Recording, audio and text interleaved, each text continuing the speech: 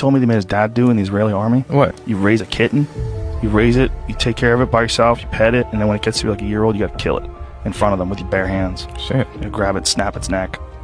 I made with the kittens.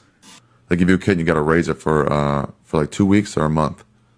I forget. And you gotta make sure nothing goes wrong with it. If something goes wrong with it, if it gets sick, you're in trouble. You gotta take care of it. In addition to running all your laps and doing everything and doing all your regular chores. And at the end of the 2 weeks, you have to present this healthy kitten. And then once you present a healthy kitten, they go, okay, now snap its neck.